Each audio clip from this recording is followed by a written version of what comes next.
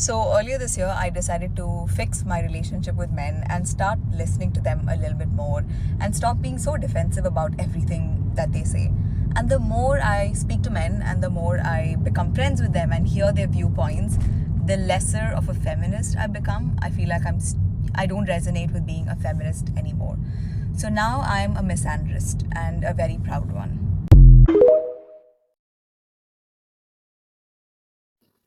Our current patriarchal society cannot stand child-free and single women. They push women to get married. They're like, your life is incomplete without marriage and kids. But then you see how some of these husbands treat their spouses. You see how they talk about their spouses, the mean-spirited pranks and jokes. And then I get this. Someone sends me this. Are you your spouse's top priority? And yes, this is a husband. He says, I wish I never got married. I wish I never became a husband. I wish I never had children. Sacrifice upon sacrifice for nothing in return. Anxiety, panic attacks, depression, alcoholism. Good night from my basement air mattress. Many of these people don't even want to do these roles that they keep acting like they want. I just did a post yesterday talking about most men want to return to traditional gender roles, but women aren't so sure. I really do not believe that most of these men want to be married. They want the benefits that come along with marriage, but they do not see spouses as human women. They don't see us as human adults. They think that this is what they want, but all that goes along with being a spouse, a husband, and a father, it's a lot. And yes, you do have to actually care about stuff other than yourself. You get benefits. Men get benefits of being a spouse. Men get benefits of being a husband, but they actually have to lock in and participate. And some of them really don't. So for this dude, he's on an air mattress in the basement. So he is obviously not locked in. If he's having anxiety, panic attacks, depression, he might as well just extract himself from this situation, because I'm sure that he is bringing panic, stress, anxiety, attacks, and all that to his family. He needs to just take himself out of this equation completely. Let's look at some of these comments. Dilly says, when I was married, I was not. Unicorn Uke says, I can't speak for anything else but the alcoholism. There isn't anything booze can't make worse. If you want to pop over at Stop Drinking, we'd love to have you. Fragrant Half says, I am my husband's number one priority, and he's definitely mine. If you're an alcoholic, your addiction is your priority, and everyone in your life suffers for it. Fickle Secretary says, alcoholism causes anxiety, panic attacks, and depression. Maybe that's your issue. Substantial Bag says, my sympathies came from the sleeping bag on my sister's floor. Overlight says, I don't think I am. I also learned to make myself priority number one. Penny says, no, our kids are number one for both of us. As far as we go, we fluctuate between second and fourth place behind self and work life. And that's the thing. As humans, you have to kind of roll with the punches. You're not always going to be number one, and that is perfectly fine. Sometimes other things take priority, and then, you move in and out of those places. Yeah, but this dude just sounds miserable. Mental Floss says, seeing your children become independent adults is your reward. I understand that it can feel like a slow process. Be patient with yourself and focus on improving your own well-being. They are watching and learning from you on how to take care of themselves. Take the time you need to make thoughtful choices. Don't dwell on being in the basement. It is better than being kicked out. Your family is still trying to help you by giving you space. You should consider seeking therapy. While alcohol may offer a temporary relief, it creates more problems in the long run and can worsen confusion and anxiety. It is the wrong solution for you. Dry Session is wondering, is your spouse your number one priority? He didn't answer. And then Boppy at the bottom says, I'm not even in her top 10. These people need to just not be married. Just get unmarried. You can divorce. Get unmarried. All right, so this person says, sounds about right. The only time a husband makes the priority list, it's to assign him more to do, yell at him for not getting enough done, doing it all wrong. He's not making more money. He says something when she wants to vent and brain dump, complain about him even having friends or hobbies, etc. Other than that, not on the priority list. F, ever getting married or ever even dating again. Yes, please stay away from women. Please stay away from women, please. Powerful Worker says, relax, take care and provide for your wife, and go find a side chick. But continue to love your wife. Don't leave her for the side chick. She's just for physical relief to improve your health. Oh my God, these people, they are exhausted. The OP's name is Wrong Way on the Beltway. I click into his profile. This is what he's posting. So he's down here, hello from Soberville. And then he's reposting this in the affairs in the DMV and in affairs.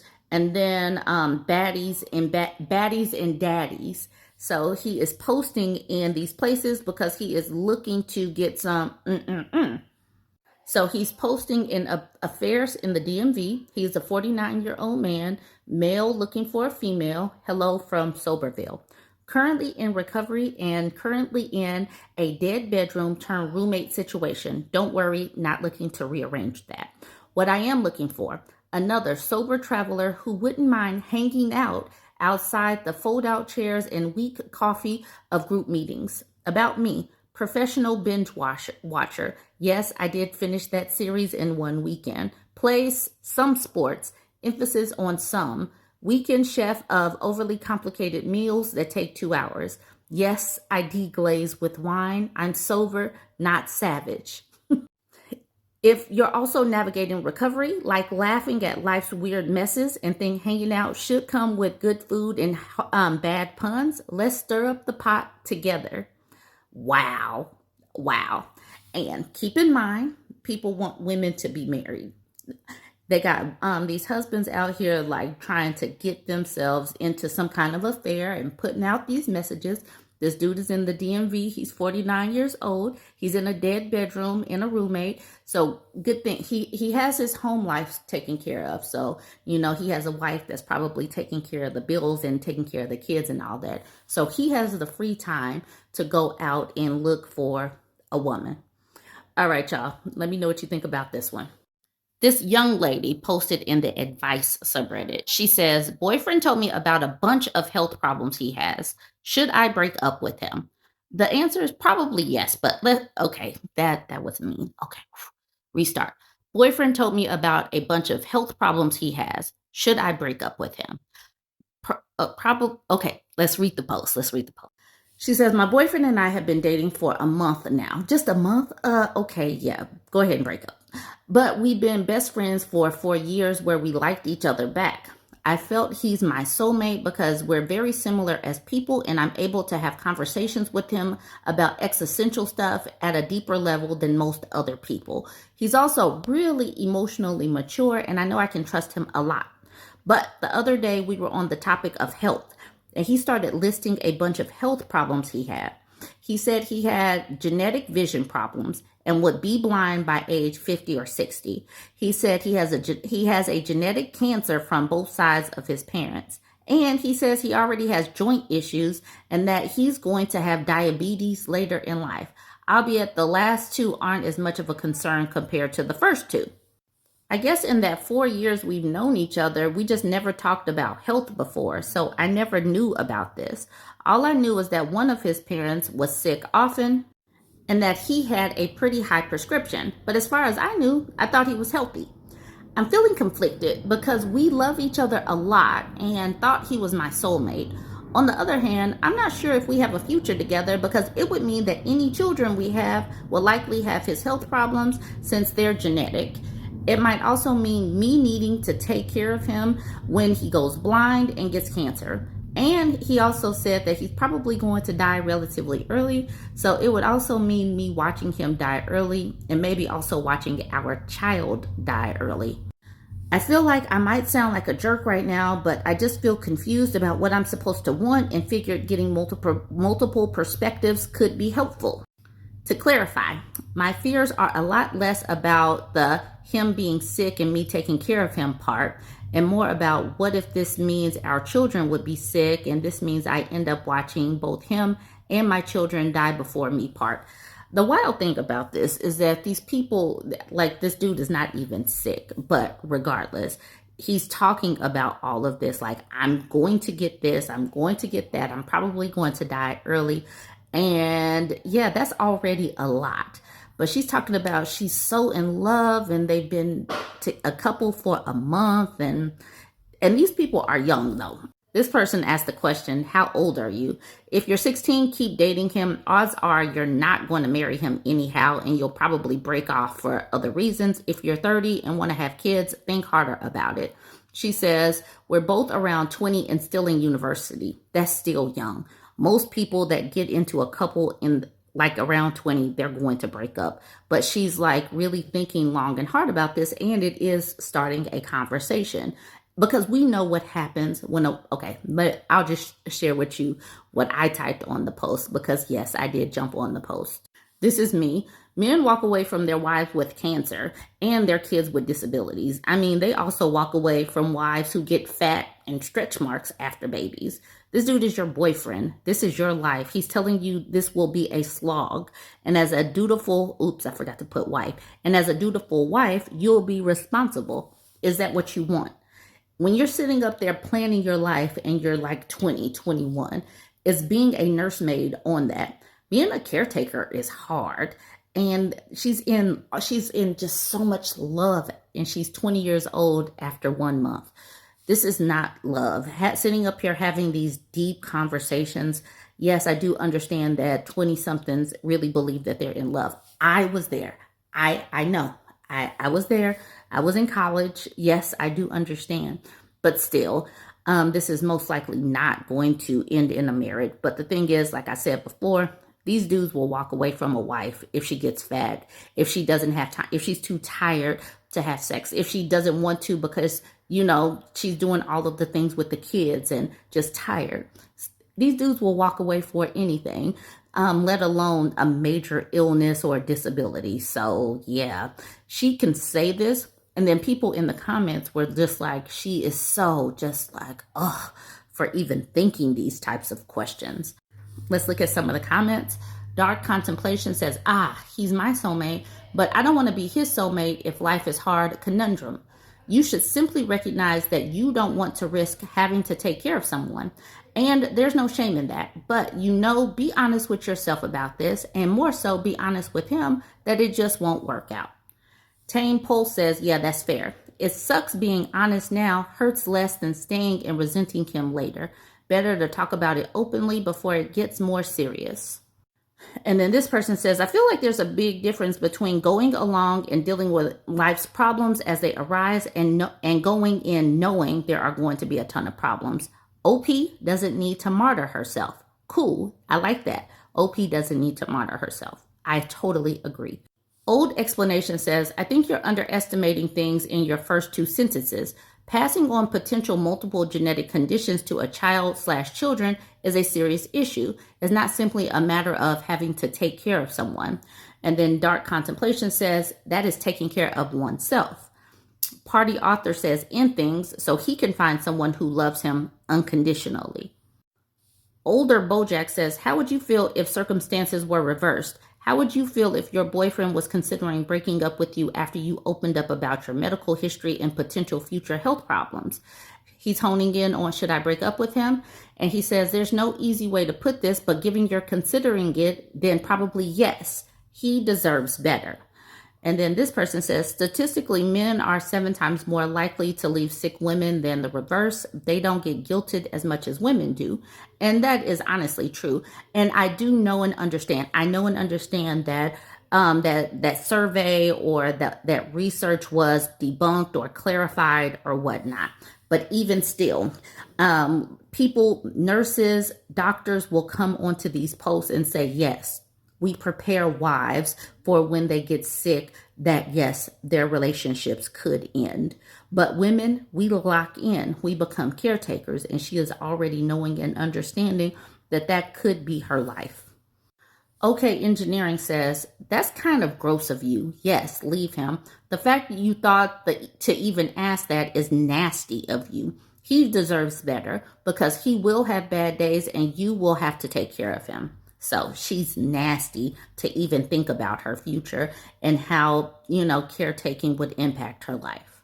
Stars Bear says, a vast majority of people's souls are so deep that you could never reach the bottom. Yours is so shallow that you would barely get your feet wet. And then Fickle Hope says, oh, F off. He's my soulmate and we love each other. You don't love him at all. He's told you something that might happen and you're considering breaking up with him. Yes, you should break up with him so he can find a decent, caring human being. There you go. I'm going to leave it there, but I do want you to jump in. Like she said, she's in college right now and they're in their 20s. Do you think that she should break up? Join the conversation. I came across this post on Threads. The Mary Contrary says, what did you do wrong? The question women always get asked after divorce. Let me answer. And then she shares this screenshot from this man named Leon. Seriously, you had nothing to do with it? Psh. And then Mary says, my only mistake was marrying him, a loser who turned alcoholic and had a secret coke addiction. But sure, nice try. Let's look at her post. She says, what did I do wrong? I followed the effing script. I married at 31, divorced by 36. And even though he became an alcoholic and had a secret coke addiction, I still blamed myself and still did the work and still internalized the shame. I spent 9 years healing, blaming myself, thinking I must have attracted it, tolerated it, enabled it. And yes, in some ways I did because I was conditioned to. What did he do? Moved on to another woman with her own business, someone else to extract from. He never worked, never healed, and now he never has to. He got his inheritance from mommy and daddy. She says, my mistake wasn't being toxic. I wasn't even the one cheating or abusing. My mistake was being a good girl, trying to be a good wife, making sure dinner was cooked, even though I just come home after working 12 hours in my bakery. I was trying to follow the path society fed me, the path my traditional family trained me for. Marry him, support him, stick by him. Women are held accountable from birth. We're blamed for what we wear. We're blamed for men's behavior, for leaving, even for staying. We're blamed for not choosing better. And we're resented when we do. So when men say women don't take accountability, no, we've taken too much. Women have swallowed centuries of blame. We've blamed ourselves for lies that were sold to us. And finally, we're waking up. How about you stop asking divorced women, what did you do wrong? And start asking men, why did she have to leave you to survive? And I get tired of women doing this to other women. Women victim blame. And it's tiresome because women know that we're socialized to be empathetic. We're socialized to care. We're socialized to give chances in all of that. It's going to take some deprogramming, and we're working on that. We're working to get to the point of leaving at the first red flag, or just really, really paying attention to these pink flags, to these yellow flags, and know and understand that what they're doing in the beginning is going to be the best. And if you can't see yourself being worse than that, then get out now. We're listening to the fact that everybody's path is not always going to end in marriage with children, and making sure that people know and understand that they have different paths that they can take, and they don't always have to take these supposed traditional roles. Anyways, let's look at some of the comments. And now we have a man. We will return after a brief mansplanation. Here's the man. Oslov says, the loser part wasn't obvious when they were dating. They make it seem like these dudes are just wearing a sign that says loser, like they don't wear masks, like they don't manipulate and lie. And to that, Mary says, and you're the exact type of male I'm describing. Typical. As a Gen X woman, if I'd been taught discernment instead of marry for love, if I'd been raised to vet men instead of just be chosen, if I hadn't been pressured by family and society to settle down before a certain age, Maybe I would have seen it sooner. And now that women are indeed being more discerning and rejecting losers, we still get attacked. Women can't win no matter what we do. So you just proved my point. This comment from Evie and Willow could have come from me. She says, honestly, the amount of Am I the A-hole stories I've read and can't believe, but can, that women have to ask for external validation for the absolute toxic hell they're being put through. Women have been so conditioned to accept the disrespect that we're only asking how much is too much, whereas we need to be saying a big fat no to all of it and training our daughters to do the same. I swear to goodness that this must be like a play cousin or a virtual sister, because y'all know that I say about these Am I the A-hole posts, women are simply looking for validation for feeling normal human emotions.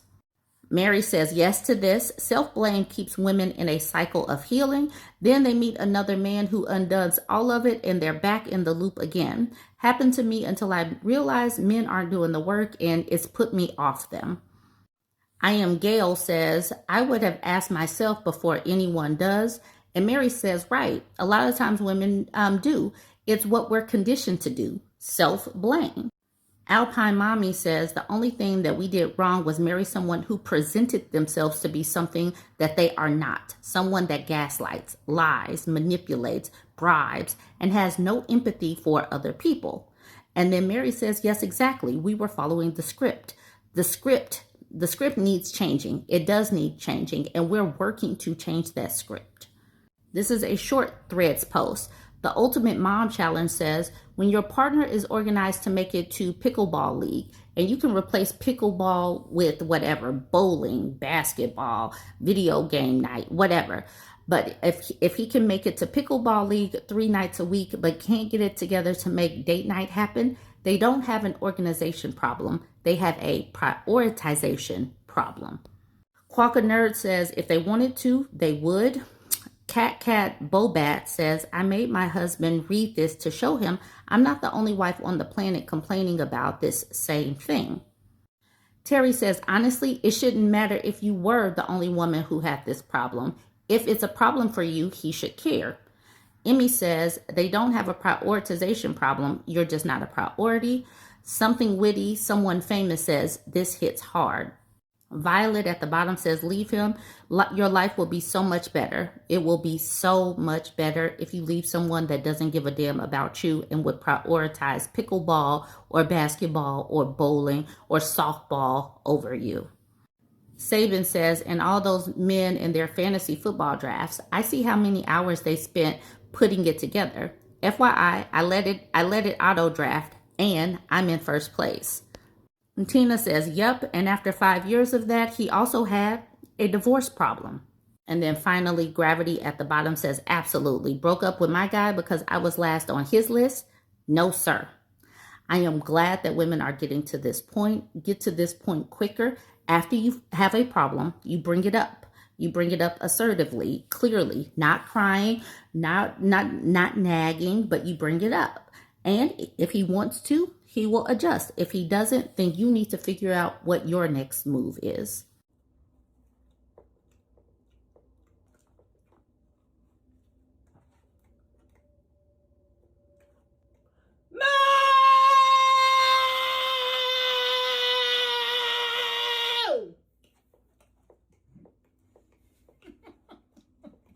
Yo,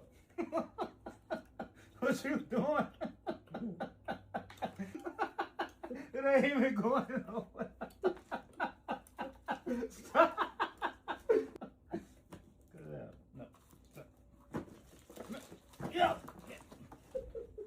No. No, bad cow. Bad cow.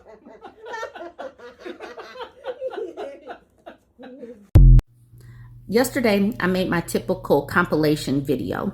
YouTube didn't push it for some reason. So everything that you see after this right here with me speaking is the same thing that I posted yesterday. So join the conversation. I am attempting to get to 100,000 subscribers on YouTube by the end of this year. So if you're watching my videos, if you enjoy my videos, even if you enjoy pushing back, go ahead and hit subscribe. I came across this saga a couple of days ago, but I didn't get into it because it's like 3 different posts from this same woman. At first, she says, "Am I overreacting? My boyfriend claims I don't do anything." She's 24, he's 26. So this is the caption. Let's set the scene. She says, "My boyfriend says he's done and might not marry me because he feels like he's doing everything in our relationship. I've been with my boyfriend for almost 3 years. We've talked about marriage and I thought we were both on the same page. But recently he's been saying he's fed up and feels like he's the only one putting effort into the relationship. Last night we got into a huge fight over text. He told me he feels like he's carrying everything, planning, paying for things, making decisions, basically keeping us together. He accused me of not even wanting to marry him because my actions don't show that I care. I tried to tell him I do want to marry him and that I am trying, but he kept saying it's not enough and that he doesn't know if we even have a future if nothing changes. At one point, he even said maybe this relationship isn't worth it if I can't step up. I honestly feel crushed. I love him and I am trying, but it feels like whatever I do isn't enough for him. He says he's at his breaking point and that he can't keep being the one fighting for us. I don't want to lose him. I don't want this relationship to end, but I also feel like no matter what I say, he won't believe me. What do I do here? How do I prove that I care and want to make this work? Is it already too late? Okay, let's look at the text messages. The dude is in white. He says, "I'm done. I'm so done with this." She's like, "What? What did I do now?" He says, "Nothing, everything. I'm literally doing everything while you sit there like nothing matters." She's like, "That's not true. I do stuff. I help." He says, "Help? When? Name one thing you did today without me asking." She's like, "What? I cleaned the kitchen and I paid the bills too." He says, "Barely, and only when I reminded you. I'm sick of doing this alone." And she says, "So now you're saying I never do anything?" He says, "I'm saying you don't do enough. If you actually wanted this relationship, if you actually wanted to marry me, you'd put in effort without me chasing you every second." She says, "I do want to marry you. Stop saying I don't." He says, "Then act like it. I'm tired of this. Maybe this isn't even worth it if you can't step up." She says, "Wow, so you're threatening to leave me because I didn't do everything perfectly?" And he says, "No, I'm saying I can't do everything alone anymore. I love you, but if nothing changes, I don't see a future." She responds with, "I'm trying. You're making it feel impossible. You always tell me I never do anything to help. And when I try to say anything, you say stuff about being the only one making the money as if I don't even work." He says, this part made me laugh. "Well, I work 20 plus hours in a week. You barely work 10. He works 20 whole hours plus a week. Ooh. Anyway, she says, "That's not true. I work 15 hours in a week with my job, and then I come home and do the chores and make dinner. All you do is come home and sit at the table complaining about how to arrange," it says, "stop for the wedding, maybe stuff for the wedding. If you don't like it, maybe we never should have decided to have one in the first place. I don't know what you expect me to do. I'm already doing all the housework as well as working a job. And all the money I earn goes towards bills and groceries." And then he says, "Well, then maybe you should figure something out." All right, so that was the very first post that she made. I'm not going to get into a lot of the comments because she made 2 more posts. So Mission Barracuda says 20 plus hours a week is like 3 days, bro. What is he so tired of? And to that, the OP says, "That's what I don't understand either. I work only 5 hours less than him, yet he treats it like twice the amount. And when I first met him, I was working 30 plus hours before he told me you don't need to work so much and said he'd be the one taking care of the bills and groceries. Guess that's not the case now." When they say stuff like this, like you don't have to work so much, you don't have to work at all, it's a trap. It's a trap. It's a financial trap. So ladies need to take heed and understand that we see this time and time again. Glacier Girlie says, "Just leave him. I met my man when he was 28 and I was 33. We both cook and clean and work 40 hours. This summer, he worked 60 hours a week on top of both cooking and cleaning. We also built an entire home. At 26, your boyfriend can Google a damn recipe to fry an egg for himself. Do you like playing his mommy? Dump him. Okay, now, so that is part 1. This is part 2. She says, am I overreacting for thinking my boyfriend is being dramatic? She says, first, he wants to complain about marriage issues and now food issues. Maybe you guys are right. Should I just leave him and kick him out? So she is taking in all of the comments. She's in the comment section, going back and forth. People are really forming a community around this post. Let's look at these text messages. All right, up here he says, that's your problem. And she responds with, I have to get ready to work. Please make sure to eat something because I won't be home until at least 10 p.m. He says, why do you have to work so late? I'm so effing tired already as it is. Why don't you just take today off as well? Then maybe we can sit down and sort this whole wedding stuff out together. I'm not going to work today. I don't feel very good. Why is all we have to eat leftovers? There's literally nothing to eat in the fridge. If you really cared about my appetite, you would have made something for me to eat last night. And he's still going. Whatever. Where do you keep the emergency money? I don't get paid for another month and I need something to eat. So where is it at? Blank, you better effing answer me. You're the one that refused to make me food last night, so you need to tell me where it's at. She says, we have food in the fridge and I'm working. So please don't text me unless it's really necessary. He says, I already said that. There's nothing to eat. She says, there's plenty to eat. Then she says, make yourself something to eat. I'm sorry I fell asleep last night and didn't have time to make you food, but you're 26 years old. You should know how to make your own food. Then he says, you didn't have parents cook for you all the time. How am I supposed to know what to make? You should know how to make food because it's your job. She says, so that's your excuse? I don't care what you say about it not being a man's job to cook food. You should know how to do it because it's a life skill, regardless of who grew up with a live-in chef. The way she's answering with such short responses, you can tell that she is getting irritated with this. She's at work and he is just bombarding her. A couple of the comments. Nope, Ninja Squirrel says, do not marry this guy, swearing at you, saying it's your job to cook for him, unable to make himself a sandwich. So many red flags in a brief text exchange. The entitlement and disrespect this man-child is displaying are staggering. Run from this relationship. He wants a mother and a servant, not a partner. A wife appliance, if you will. Totally Dogsome says this, and do not have unprotected sex with this man. In fact, you should stop having sex with him altogether since he is a child.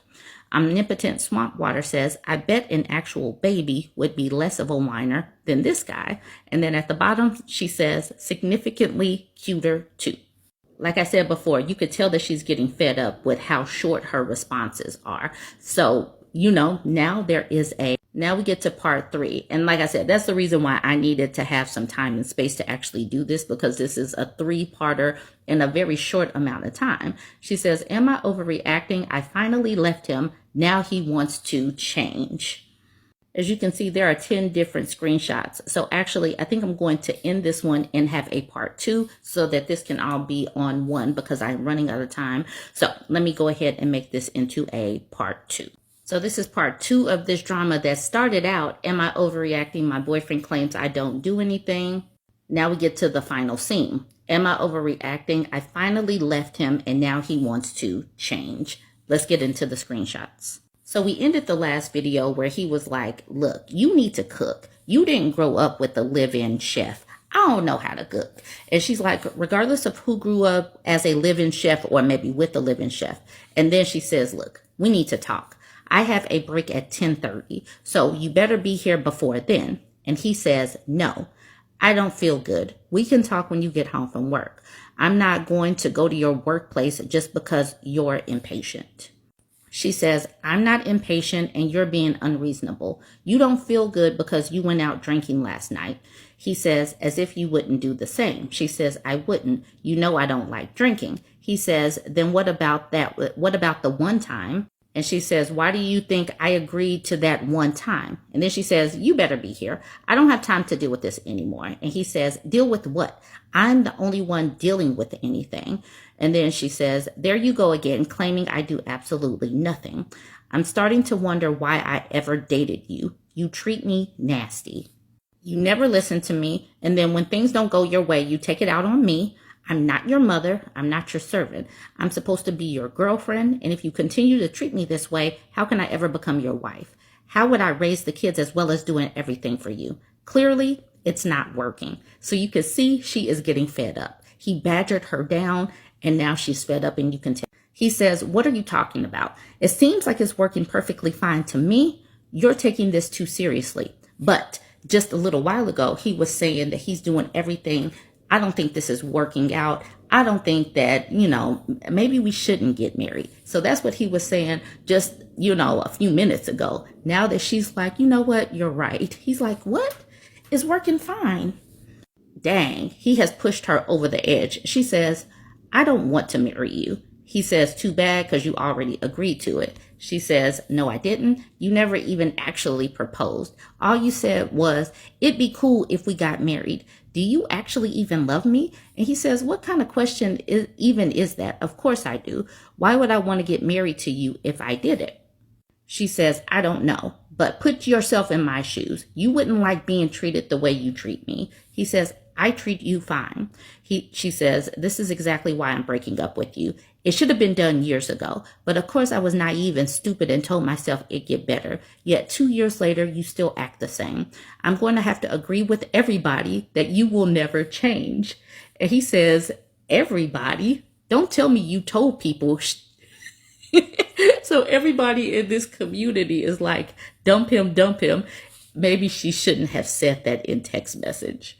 She says, I was tired. I needed help. You clearly don't care about our relationship enough. I don't want to be with you anymore. You can leave your key on the table, and I expect you to be gone before the end of the day. He says, WTF, I'm not leaving. This is my house too. She says, I've paid more of the bills in the past year than you have our entire relationship. And my parents bought that apartment for me before I even met you. So legally, you have no right in saying that. I'm done and I want out of this relationship. And he says, hold on. Can't we talk this out? She says, we are. He says, face to face. She says, oh, now you want to talk in person. I can't believe you. I'm done wasting my break trying to talk this out with you. You're an awful, disgusting person. I was too blind to see it, and I'm blocking you. Don't try to contact me again. Have a nice life, and I still expect you to be gone before I'm home tonight. He said, wait, I thought we were going to talk. And now he's like, hello. He calls her name. He says, don't give me the silent treatment again. Please, I promise I'll change. What is it that I do that bothers you? Question mark. And then it says, you have blocked this contact. Remember early, this is the very first screenshot. We need to talk. I have a break at 10:30. You better be here. He says, no, I don't feel good. So things changed so quickly. She started saying that at 9:17, and then she did waste her whole break text messaging back and forth with this person. And Kimber says, oh my God, you're stronger than me. This is incredible. And to that she says, no. I definitely wouldn't have had the courage to stand up to him or even break up without your guys' help and advice. So that's the reason why I talk about these things. The women that post in these am I the overreacting and am I the a-hole subreddits are simply looking for validation for feeling normal human emotions. And when community comes together and like waving red flags and saying that this is not right, it does give some women some courage, some assertiveness that they might not have had. So this woman was empowered and not beat down, and I'm so glad for her. 8 String Cheese Shred says, I don't have children, but if I ever did have a daughter who was in a relationship with anybody as remotely useless, embarrassing, or disrespectful as this guy, I could only hope that they would be half as firm as you were standing up for yourself like this. You did well. Good job. This comment is from the first post. So opening reel says, I'm sorry, are y'all in school 15 to 20 hours a week? And she says, no, he's not. I dropped out of college when I was 20 because of financial and family issues and decided to go back 2 years ago. So not only am I working, but I'm also juggling school, tutoring, and keeping the house running. It's a lot. And honestly, it feels like he doesn't see any of it. And then Frequent Ad says, so you're in school with a part-time job and he's just working 20 hours a week. LOL, do not marry this guy. You'll just be setting yourself up for a divorce. And then at the bottom, that person says, and setting him up to pay alimony. So that's the thing. You see these types of conversations, and this is where community is so important. And what I will continue to say is, young ladies, do not give your 20s to these people. Pour into yourself, pour into your education and getting to know what you like and dislike. Do not spend your time stressing like this, because that's time wasted, energy wasted that could go into school and figuring out what you want to do for a career and getting your finances together and all of that. All right, y'all. Like I said, this was going to be a two-parter. I had to have some time and space to do this, but I thought that this was a good one. So go ahead and join the conversation and let me know what you think about this one. A few months ago, I was doing a series of videos. Well, this lady, the Black woman farmer, she's one of my Facebook friends. She jumped into my inbox and she was talking to me about what's going on with the food supply, the impending food shortages, how the pantries were going to be impacted. She was just letting me know the lay of the land so that I could give that information to you all. She did come onto my page. We had a couple of lives, we had some conversations, and people could ask questions in the comment section. And this was a few months ago. If you're interested to see the videos without having to search, I have a playlist over on my YouTube page. It's right here, Black Woman Farmer Sounds Alarm. You can go find that on my YouTube page. She is a Black farmer, and Black farmers don't get the same type of support that white farmers do. Let's just be real. But she encountered a situation here recently where her neighbors decided that they were going to be spiteful. So I'm just going to read part of her GoFundMe and then I'm going to attach the voice clips. She says, hi friends, we're a small generational family run homestead that's always believed in hard work, community, and growing with care. We are permaculturalists and believe in making your environment work for you. We are dedicated to growing fresh greens, flavorful herbs, and raising happy, healthy poultry. Farming isn't just our livelihood, it's how we stay connected to the land and give back to our community. Here's the voice notes where she's explaining what happened and how she got to this point of asking for donations. Hey Ash, it's me again, Black Woman Farmer. So it's been a while since we last spoke, and a lot has happened. During the summer season, when the farmers market is at its peak, I was visited one morning early when I was out getting water for my ducks by the Commonwealth of Pennsylvania, the Department of Animal Welfare. Her companion was from manure management. It was a team, and they came to see me because one of my neighbors, or maybe all of them, decided that they were going to file an official complaint against me and my homestead, that I am not properly disposing of my compost and that I am ill-treating my animals. They questioned my permacultural practices, they questioned my knowledge as a farmer, and they questioned how I was properly disposing of my chicken manure. I was humiliated, and I was completely taken aback and totally caught off guard.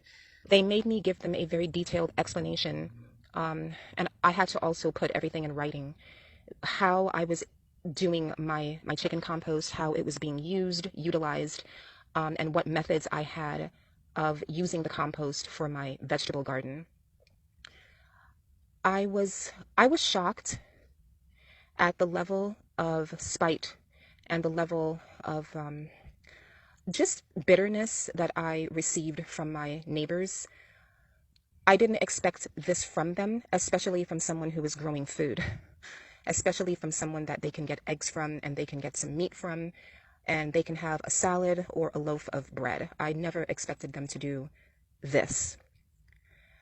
I was investigated, and they wanted to have full access to the property so that they can roam around and try to find something quote unquote wrong with my permacultural practices, but I did not give them access to the property. So I spoke to them at the front gate.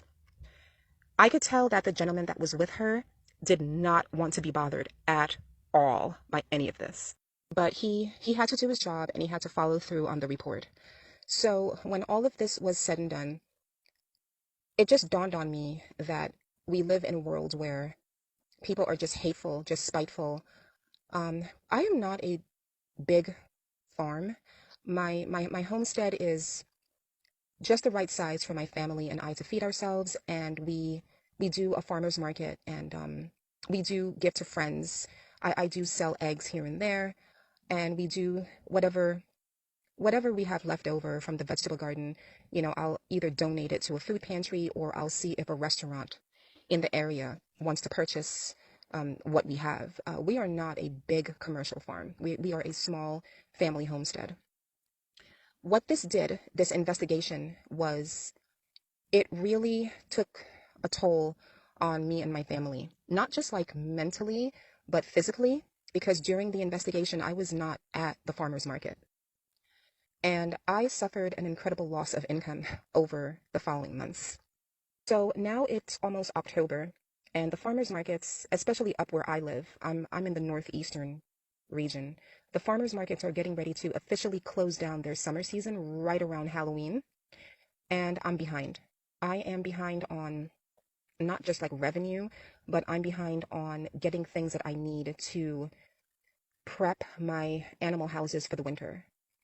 So the reason why I contacted you is because one of my girlfriends told me that I should try a GoFundMe just to see if I could try to recoup some of my financial loss, not being able to attend the farmer's market, being under investigation, having to fill out the paperwork, and basically having to just suffer a loss of revenue just because of these people and them being so spiteful.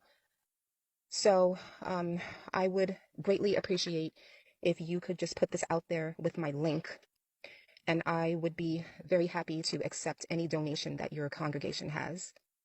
Something that I would like to reiterate, especially from our first interview that we had together.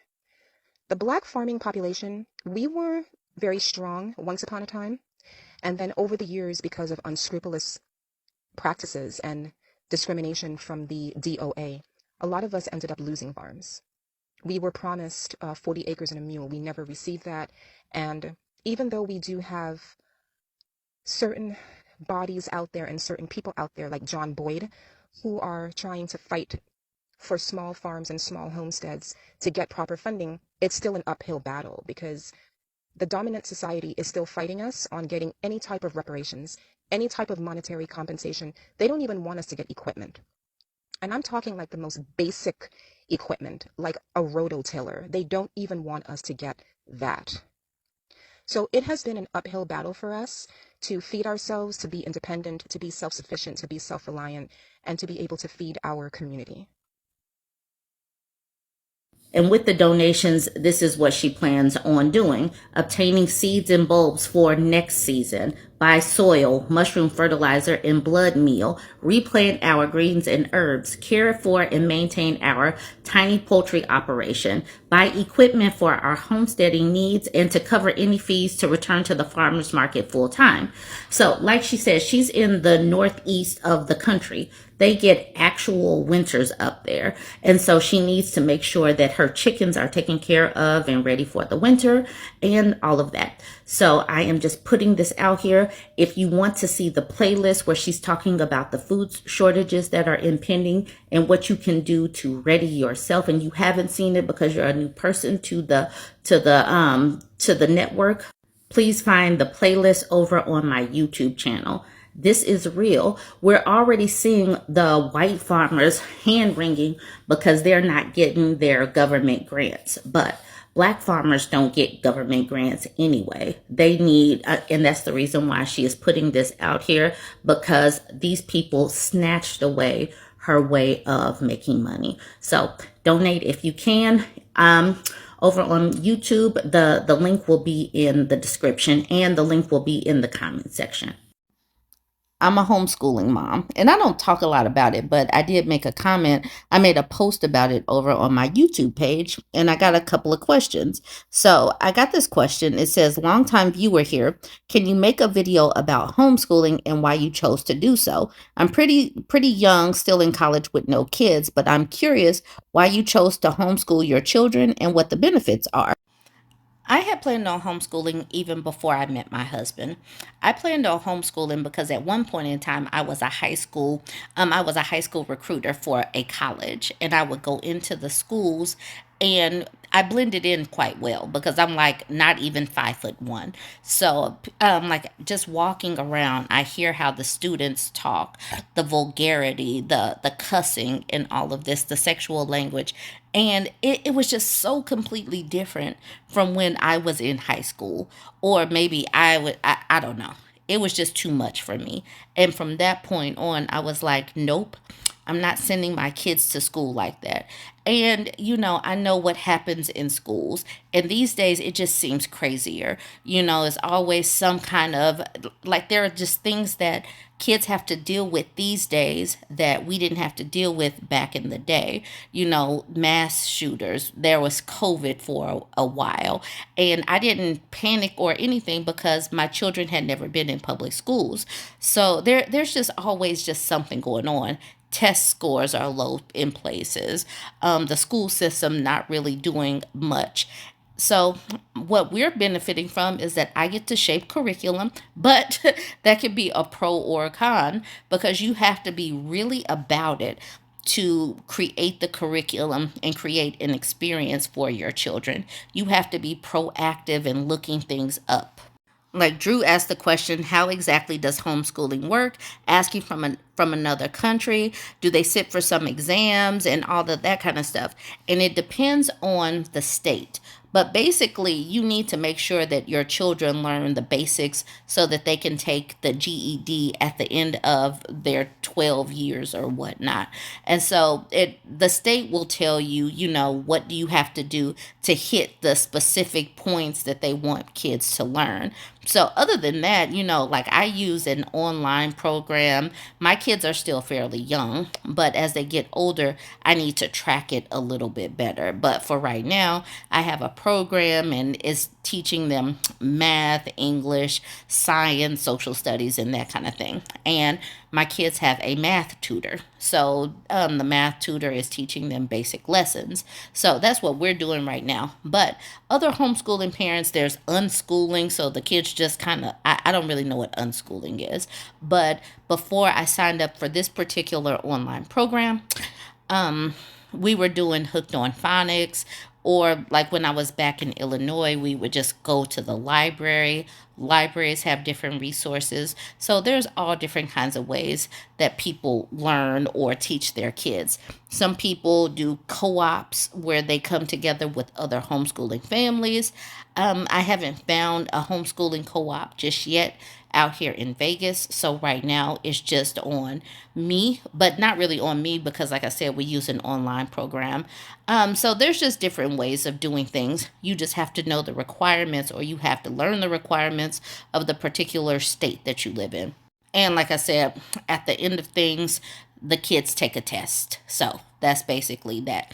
And it also depends on if they plan on going to college or not, because my kids speak their minds. They are fairly young, but they'll let me know if they plan on going to college or not. And if they do, then we'll take steps to make sure that we do the college prep and all of that.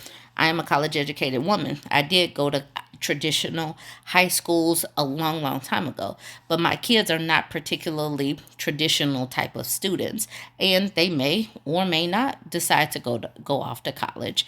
We shall see. So if they did make the decision to go off to college, then I'll make sure that they are prepped for that. Because these days, college is super duper expensive. This economy is terrible. So if they opt not to go off to school, then that's I just want to make sure that my kids are prepared to go out into the world and live. So if that includes college, cool. If it doesn't include college, cool as well. if you have any other questions, go ahead and ask them in the comment section. I know that I don't talk about this in particular, but I'm open to speak on different things. I'm not an expert or anything. My kids are only 8 and 11, so I can't really mess up that bad. And I have absolutely no issues with outsourcing as I can. Like I said, I've already gotten them a math tutor so that we make sure that they're learning the different things that they need to learn. So there's that. All right, y'all. Let me know if you have any other questions. This is my impression if the Tesla Cybertruck was a person. What's up, dickwad? Working class. Could you get out of the way, please? Do you know how bad alcohol is for you? I live in Palo Alto, Austin, and Puerto Rico. Yvonne! I love you! Would you come in? I'll do a little light show for you, and I'll show you the button that makes me fart. Crypto. Fucking crypto, man. I just made 50 million. Elon, marry me! Okay. Hopefully that offended some people. Thanks so much. Bye.